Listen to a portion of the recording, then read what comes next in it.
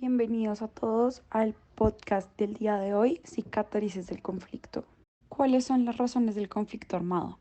¿Quiénes han sido históricamente los responsables de este?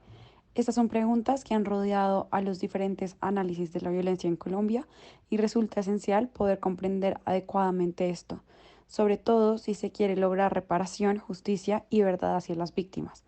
Porque al final y al cabo, aunque la responsabilidad de los grupos armados al margen de la ley es irrefutable, poco se habla de cuáles fueron las posibles responsabilidades del Estado ante esas violencias. Por ende, a través de este podcast se quiere abrir un debate alrededor de este tema con la siguiente pregunta. ¿El Estado en verdad fue uno de los principales victimarios dentro del conflicto, como se está diciendo últimamente? ¿Por qué? Esta es una pregunta bastante importante, ya que en el contexto del conflicto armado, con las acciones de los diferentes actores, esta normalmente se solía evadir, considerando a las acciones del Estado como un mal necesario y que no tenía ninguna relevancia en proporción a lo que realizaban estos otros grupos. Sin embargo, gracias a los diferentes diálogos y acuerdos de paz con los grupos armados, como en el caso de las FARC, así como el informe de la Comisión de la Verdad, de cierta manera se ha logrado obtener una mayor conciencia sobre esta problemática. Es por lo tanto, considero que el Estado sí tuvo una parte de responsabilidad dentro del conflicto armado, tanto de forma directa como indirecta. También, asimismo, esto se puede justificar, entre otras cosas, con los diferentes testimonios tanto de víctimas del conflicto como los actores armados que estuvieron involucrados directamente, que hicieron acciones como ejecuciones de falsos positivos o como el reclutamiento forzado de menores.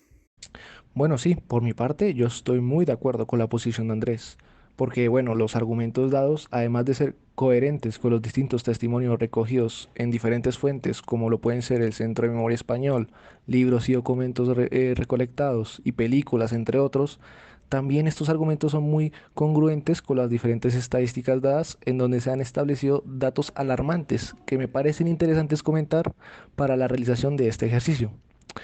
Principalmente, uno de los factores que puede mostrar esta tendencia del Estado es el servicio militar obligatorio, que es todo un tema en la actualidad. Pero tocándolo superficialmente, es evidente que el sistema para poder evitar el servicio militar es totalmente desigual. Esto se debe a que consiste en el pago de cierta cantidad de dinero que varía de acuerdo a los ingresos y patrimonio de cada familia, pero que usualmente sobrepasa por lo menos la mitad de un salario mínimo legal vigente, lo cual resulta difícil de pagar para una familia de escasos recursos. Debido a la dificultad de pago y también jóvenes que ven el ejercicio de unirse al ejército como una de las pocas formas de obtener algún sustento extra para su familia y poder ascender en algún trabajo con mayor facilidad, se ha estimado que una amplia mayoría de los militares bachilleres son del estrato 1, 2 y 3, más específicamente el 92% de ellos. Yo también estoy de acuerdo con la posición que ustedes plantean y con el objetivo de complementarla me gustaría mencionar que también otra forma indirecta a través de la cual el Estado generó una gran cantidad de violencias fue a través del abandono estatal. Se ha calculado que cerca de la mitad de los municipios del país cuentan con una capacidad institucional baja o crítica, lo cual se traduce en ausencia de, desde alcantarillado y un centro de salud hasta entidades encargadas de la protección de los derechos humanos de los habitantes. Esto ha sido un factor decisivo para el desarrollo del conflicto armado en muchas zonas del país, ya que propició que los grupos armados pudieran ejercer diferentes violencias en la población, tales como el despojo de tierras, cultivos ilícitos, masacres, entre otros. Estadísticamente, un dato a tener en cuenta es que a lo largo del conflicto armado, la Corte Interamericana de Derechos Humanos ha proferido 22 sentencias en contra del Estado colombiano por omisión, apoyo y tolerancia a distintas violaciones de derechos humanos en el marco del conflicto armado. De igual manera, estas sentencias condenan, entre otras cosas, los falsos positivos, que es otro fenómeno aparte dentro del conflicto armado. Esto consistió en las ejecuciones extrajudiciales por parte de las Fuerzas Armadas a civiles y que eran hechos pasar por miembros de grupos armados, con el fin de simular bajas en combate. La nación ha sido condenada por estos hechos a través de diversos medios, la Corte Interamericana, jueces de la República e incluso el Consejo de Estado. De acuerdo con la JEP, se han calculado más de 6.400 falsos positivos entre los años de 2002 y 2008. Yo por mi parte tengo opiniones encontradas.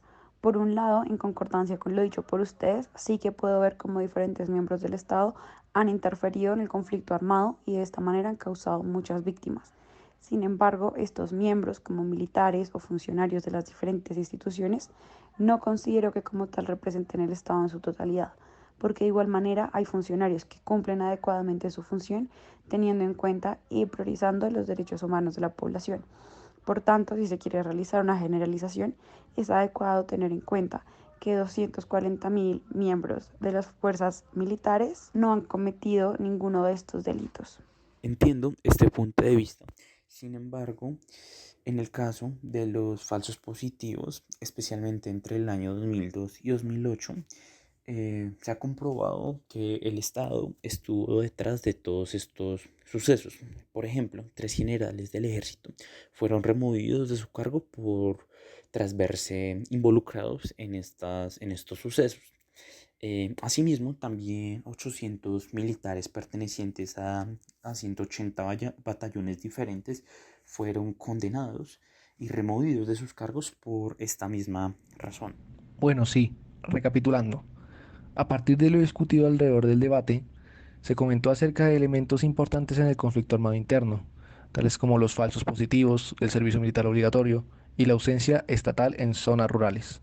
A partir de estos argumentos, se llegó a la conclusión de que el Estado colombiano, a través de estos diversos elementos, ha contribuido a generar más violencia en este contexto.